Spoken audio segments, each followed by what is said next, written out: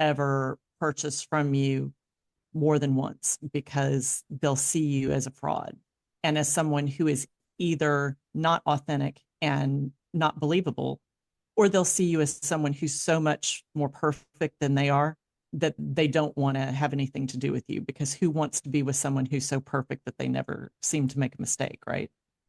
Yeah, I've heard that same thing, that people, they like the candor.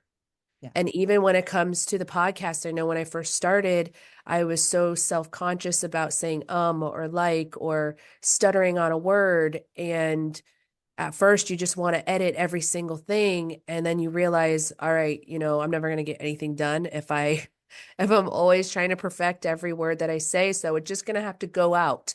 And realistically, people sometimes appreciate that more because it's authentic to who you are. They're getting to know you in who you naturally are if they were to meet you at a coffee shop. So I've even heard that go so far as with Google reviews, that if you are someone who has no negative Google reviews, that they are skeptical of it, they question it, they think, are these fake, Yeah.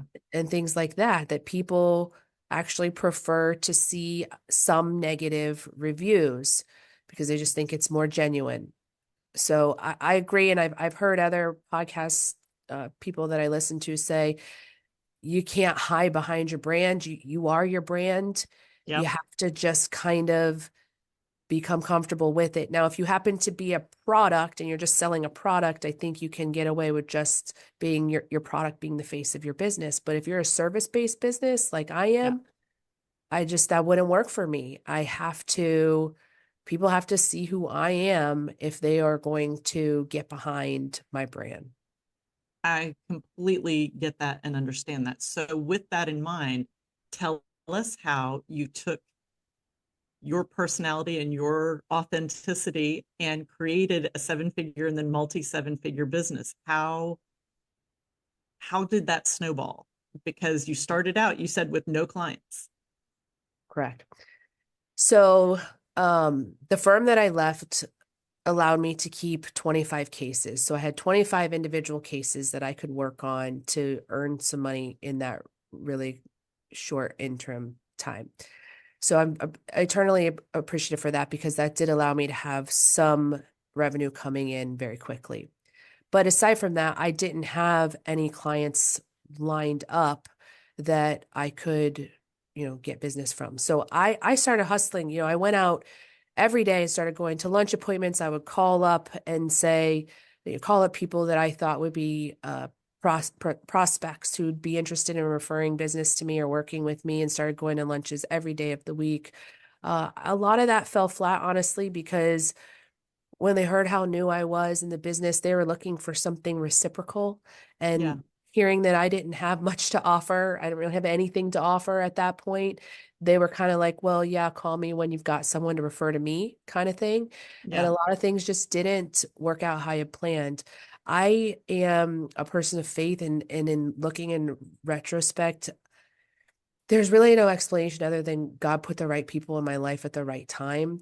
I wish I could take credit for it, but I was introduced to one person who happened to be starting his business around the same time and was looking for a lawyer to help with all of the business that he was bringing in.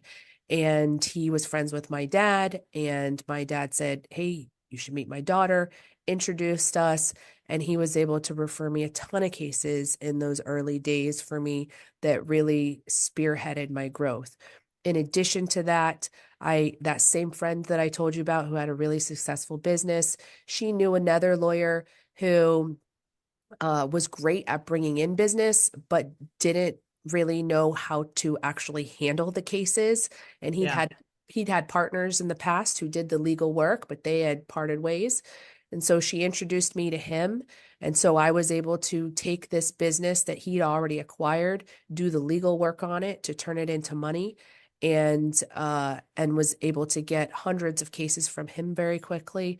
There was another um, client who had heard of me from another lawyer that she had worked with, who didn't have the time to do the thing she needed anymore, and said, "Hey, call Brooke because She's starting out. She's got a lot more time on her hands. She could probably help you out. That turned into about 300 files in the course of a month. It was just people who had known me, who were friends of mine or family of mine, when they knew that I was starting out and they knew someone who might be a good fit, they made that introduction, and those people just were willing to give me a shot. And it was it was being in the right place at the right time, being introduced to the right people at the right time. And once those few really big clients came in, the rest was history. It's much easier to grow once you have business than it is before you have business. So Absolutely. that's kind of the nutshell version. Okay, so I'm curious. Being a person of faith, I understand the idea that, God may have put, some opportunities in your path. Would you say that you went into the whole process with an attitude of this is going to work?